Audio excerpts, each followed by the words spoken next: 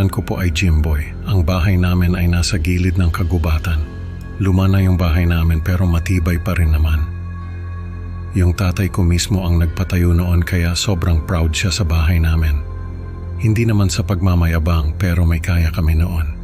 May bukirin si Papa na siya mismo ang nag-aasikaso.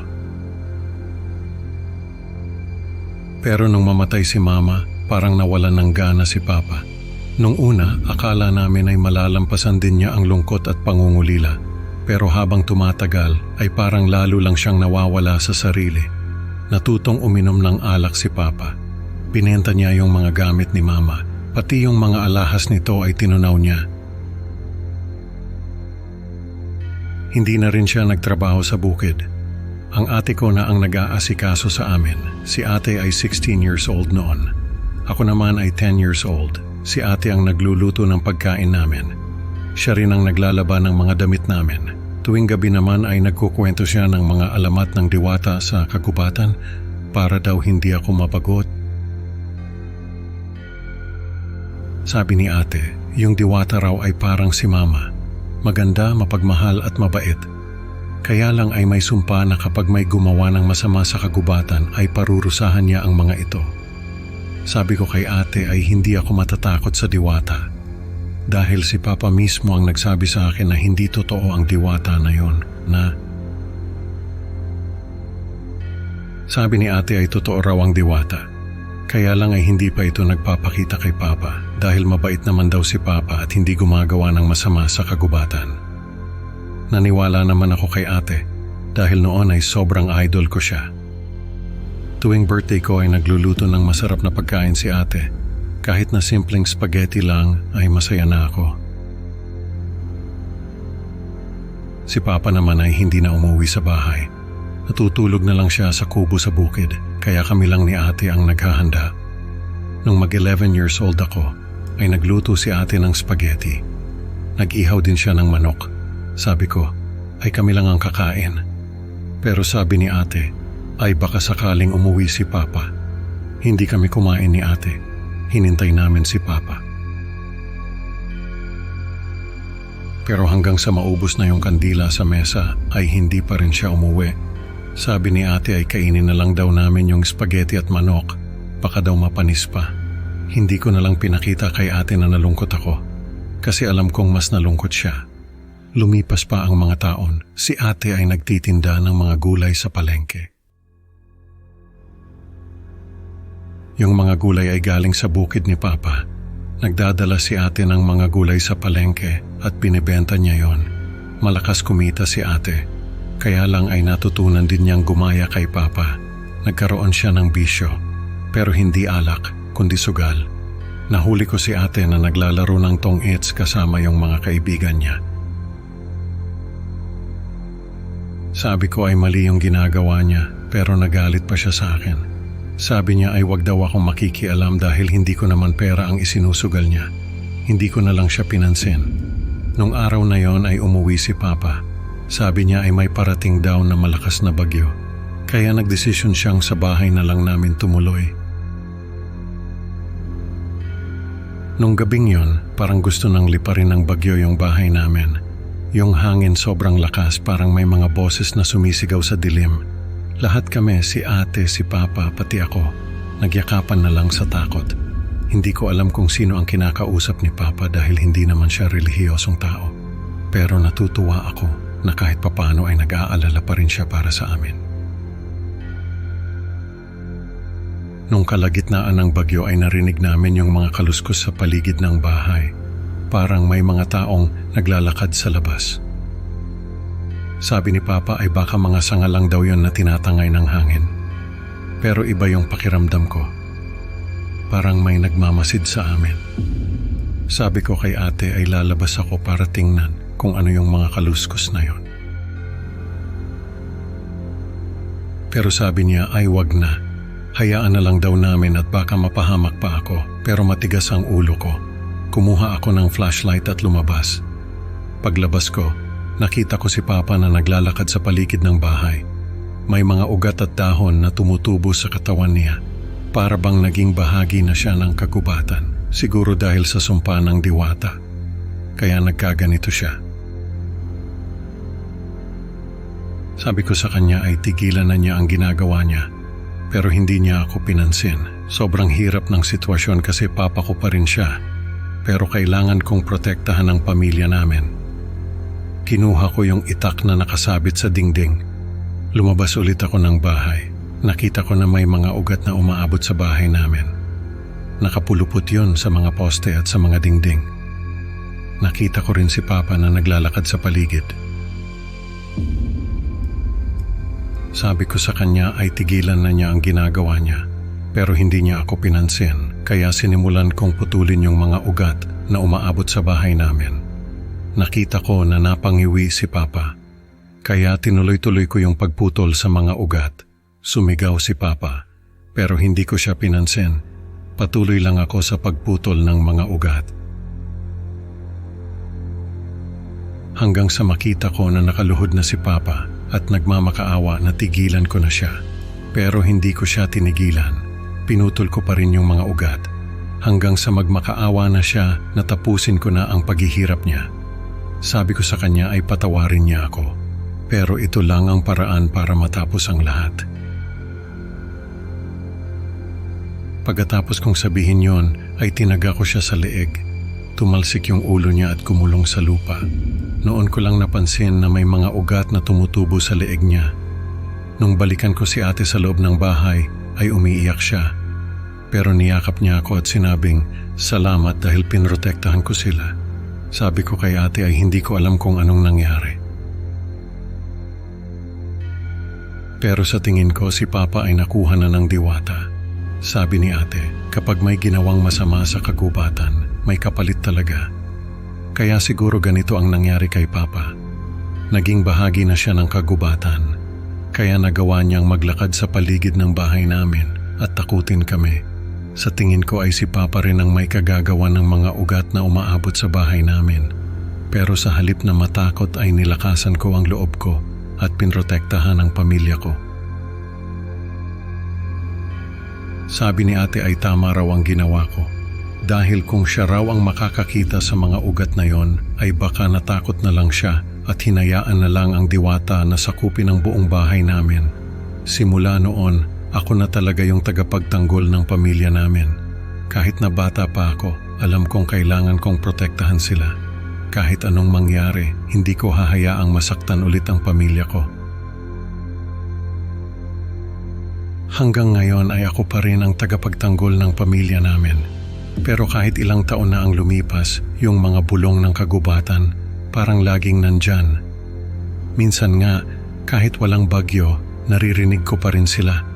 Parang may mga mata sa dilim na nagmamasid sa amin. Nakakatakot talaga. Kaya natatakot ako. Baka isang araw ay bumalik ang diwata at kunin ulit ang bahay namin.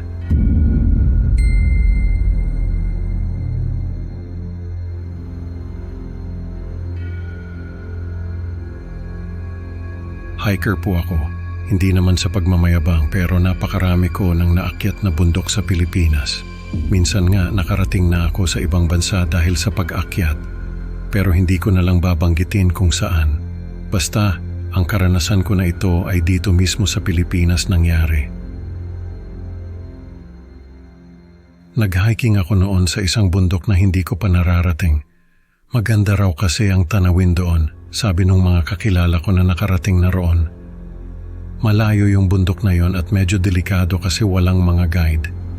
Pero dahil matagal na akong hiker, naisip ko na kaya ko naman yon kahit mag-isa lang ako.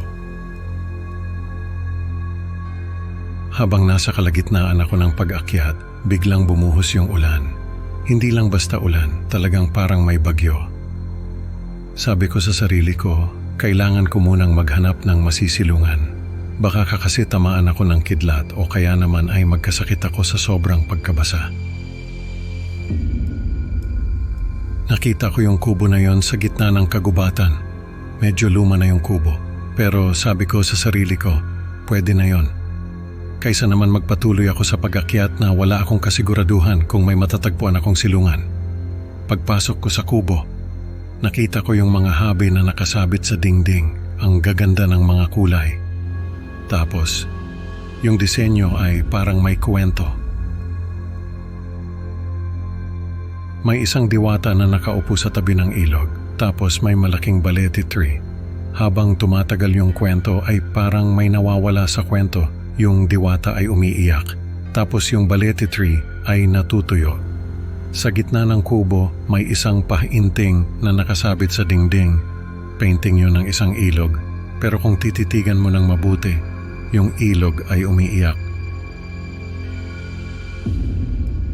Doon ko naisip na yung diwata na nasa habi ay yung kubo na nakita ko ay pag-aari ng diwata. Sa puntong yon ay nakaramdam na ako ng takot. Nagdasal ako ng malakas at humingi ng tawad sa diwata kung sakaling nagalit siya sa pagpasok ko sa kubo niya. Humingi rin ako ng proteksyon sa Diyos. Nagpalipas ako ng gabi sa kubo na yon. Habang natutulog ako, bigla akong nagising. Hindi ko alam kung anong oras na, pero ang alam ko ay may nakatayo sa paanan ng kama na hinihigaan ko. Babae, mahaba ang buhok, nakasuot ng puting damit. Pero ang hindi ko makalimutan ay yung mukha niya. Walang mukha yung babae, parang tumigil ang mundo ko sa takot. Ramdam ko yung malamig na hangin na dumaan sa katawan ko. Tumayo ako at tumakbo palabas ng kubo. Kahit nanginginig ako sa takot, hindi ko na inisip kung saan ako pupunta. Basta ang alam ko ay kailangan kong makalayo sa kubo na yon. Naririnig ko yung yabag ng babae sa likuran ko. Naririnig ko rin yung sigaw niya. Para siyang umiiyak, pero sa sobrang takot ko, hindi ko na naintindihan yung sinasabi niya. Nakaligtas ako. Nakababa ako sa isang barangay at doon ay naikwento ko sa mga tao yung nangyari sa akin. Sabi nila, yung kubo raw na yon ay pag-aari ng diwata na nagbabantay sa lugar na yon. Nung una raw ay mabait yung diwata, pero dahil sa mga illegal logger na sumira sa kagubatan, ay nagbago ito. Yung mga habi raw na nakita ko sa kubo ay gawa mismo ng diwata. Kwento raw yon ng buhay niya. Yung ilog na umiiyak ay simbolo ng kalungkutan ng diwata dahil sa pagkasira ng kagubatan. Pagkatapos ng insidente na yon, ay nagpasya ako na hindi na muling mag-hiking mag-isa. Ayoko nang maranasan ulit yung takot na yon. Buti na lang at nakilala ko yung girlfriend ko na si Jessa sa isang hiking event. Pareho kami ng hilig sa kalikasan, kaya naman madalas ay magkasama kami sa mga hiking. Si Jessa ang nagbigay sa akin ng lakas ng loob na bumalik sa mga bundok. Pero ngayon, hindi na ako nag-iisa. Pero minsan ay napapanaginipan ko pa rin siya. Yung mukha niyang walang mukha, hindi ko makalimutan. Kaya naman kapag umaakyat kami ni Jessa, ay lagi akong may dalang bawang o kaya naman ay rosaryo. Para sa akin, simbolo ito ng proteksyon. Parang assurance na kahit anong mangyari, hindi na mauulit yung nangyari sa akin noon. Para sa akin, mas mabuti na yung may proteksyon kaysa naman maulit yung nangyari sa akin noon. Natutunan ko na hindi dapat baliwalain ang mga babala ng kalikasan at ang mga elemento sa paligid natin. Ang karanasan ko sa bundok na yon ay nag-iwan ng marka sa akin, at ngayon mas pinahahalagahan ko na ang kalikasan at ang mga kwento ng mga nakatatanda. Sa bawat pag-akyat namin ni Jessa, dala ko ang mga aral na natutunan ko at ang respeto sa mga hindi nakikitang nilalang.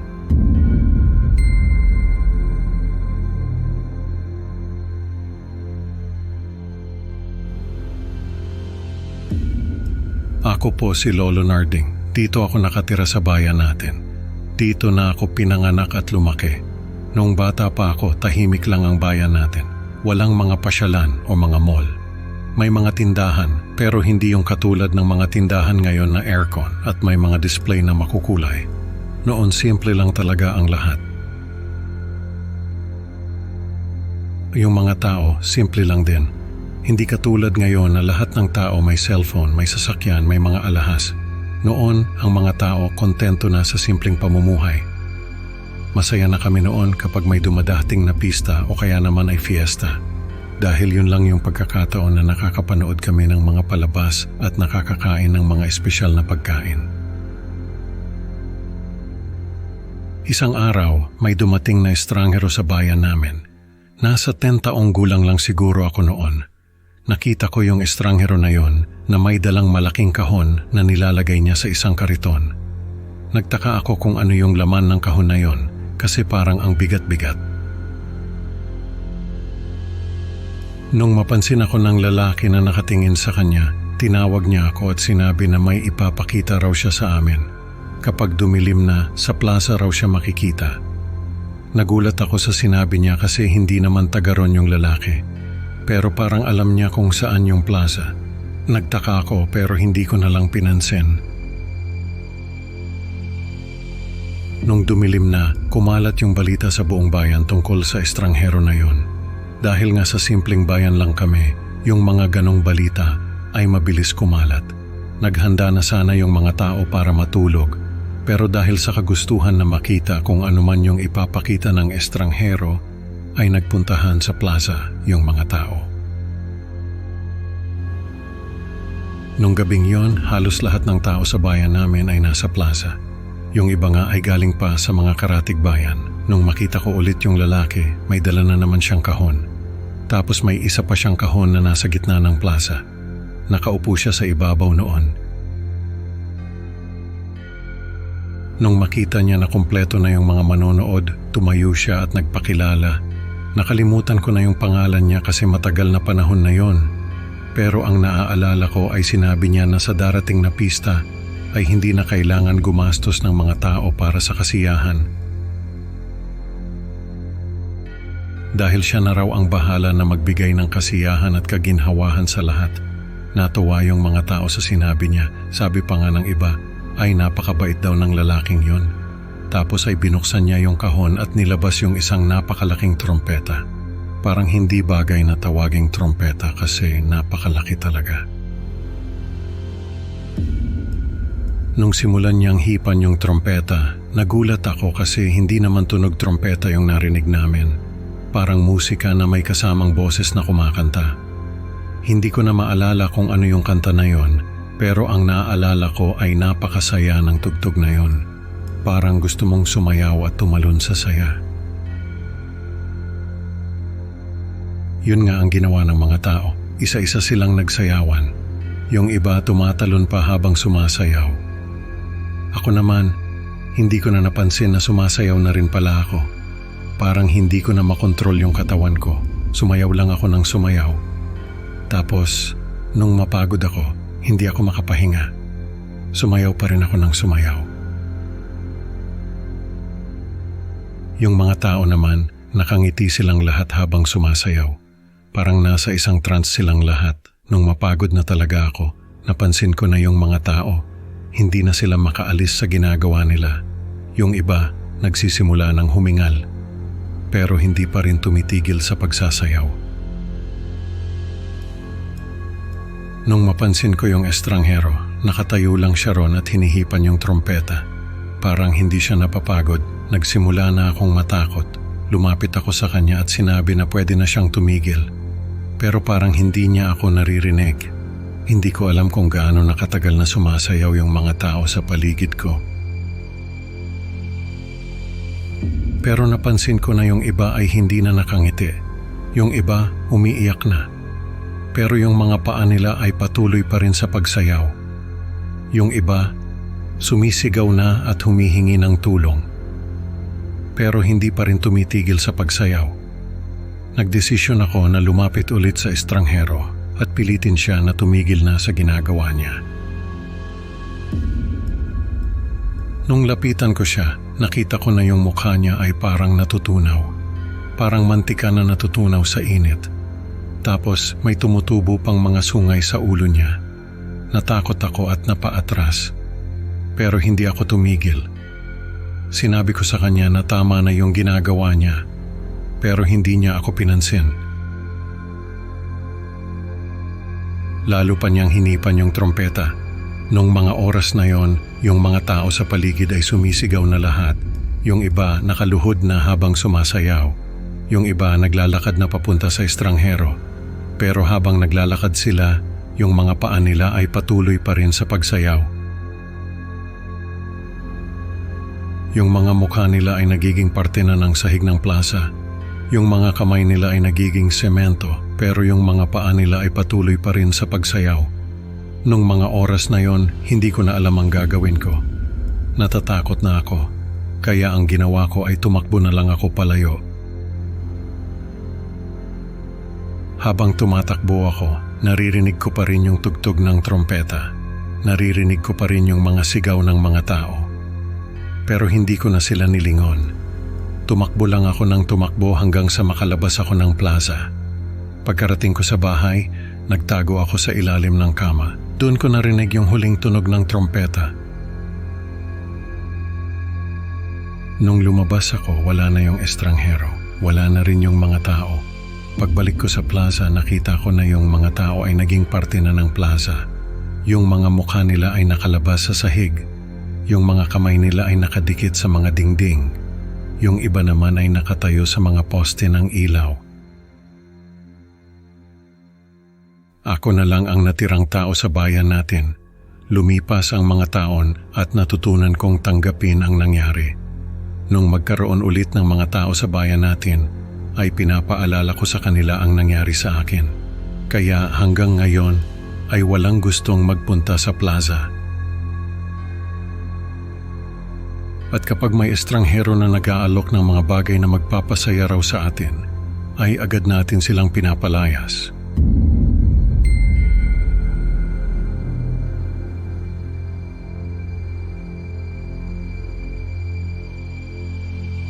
Hello po, ako po si Edna, 19 years old at third-year college student.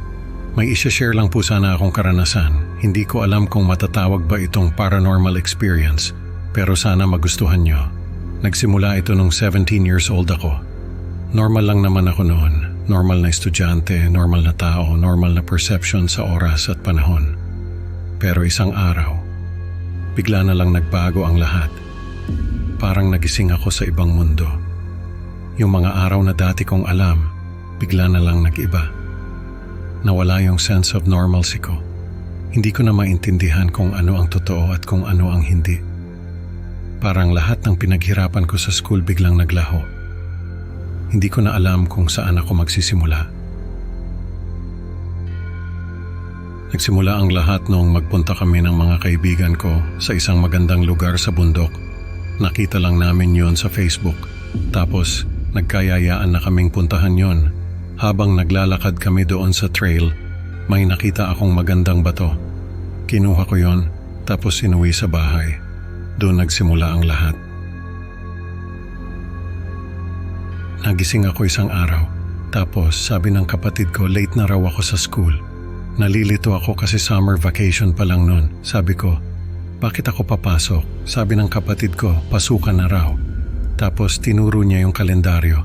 June na pala. Sabi ko, March pa lang nung nakaraang araw. Pinagtawanan lang ako ng kapatid ko. Pagdating ko sa school, hindi ko alam kung anong nangyayari. May mga kaklase ako na hindi ko kilala. Tapos, yung mga kaklase ko, hindi ko na sila kaklase. Sabi ko, anong nangyayari? Sabi nila, bagong sectioning daw. Hindi ko na maalala yung mga sumunod na nangyari. Basta nagising na lang uli ako. Tapos sabi ng kapatid ko, late na naman daw ako. Papasok na ako sa school. Nagtataka na naman ako kasi iba na naman yung mga kaklase ko. Tapos December na raw, naguguluhan ako. Nagpunta ako sa guidance counselor. Tapos sinabi ko sa kanya yung mga nangyayari sa akin. Pinauwi niya ako. Pagdating ko sa bahay, nagising na naman ako. Tapos, sabi ng kapatid ko, late na naman daw ako. Pero sabi ko, hindi na ako papasok. Nagkulong ako sa kwarto ko. Nung lumabas ako, kinausap ako ng parents ko. Sabi nila, Edna, anong nangyayari sa'yo? Bakit hindi ka pumapasok? Sabi ko, hindi ko alam kung anong nangyayari sa akin. Ang alam ko March pa lang. Tapos, bigla na lang naging June. Tapos, December. Tapos, ngayon February na. Sabi nila, anong pinagsasasabi mo? 2019 na ngayon. 2018 pa lang nung huling araw na naaalala ko. 2018 nga ang huling araw na naaalala ko. 2019 na pala. Sabi ko sa kanila, hindi ko alam kung anong nangyayari sa akin. Basta nagigising ako sa iba't ibang buwan at taon. Sabi nila, bakit hindi ko raw sila kinokontak? Sabi ko, hindi ko nga alam kung anong nangyayari sa akin. Para sa akin, isang araw lang ang lumipas. Sabi nila noong 2018, bigla na lang daw akong nagbago. Parang nawala yung dating ako. Yung mga kaibigan ko, hindi na ako makausap. Parang may invisible wall na humaharang sa amin. Yung pamilya ko nag-aalala na rin. Hindi nila maintindihan kung bakit ako biglang naging tahimik at malayo. Ang hirap ipaliwanag sa kanila na kahit ako, hindi ko rin alam kung anong nangyayari. Hindi na raw ako nakikipag-usap sa mga kaibigan ko. Hindi na ako lumalabas ng bahay. Tapos, noong 2019, hindi na ako pumapasok sa school. Hindi raw nila ako makausap kasi lagi akong nagkukulong sa kwarto ko. Sabi ko sa kanila, hindi ko na maalala yung mga nangyari. Tapos nagising uli ako, 2020 na.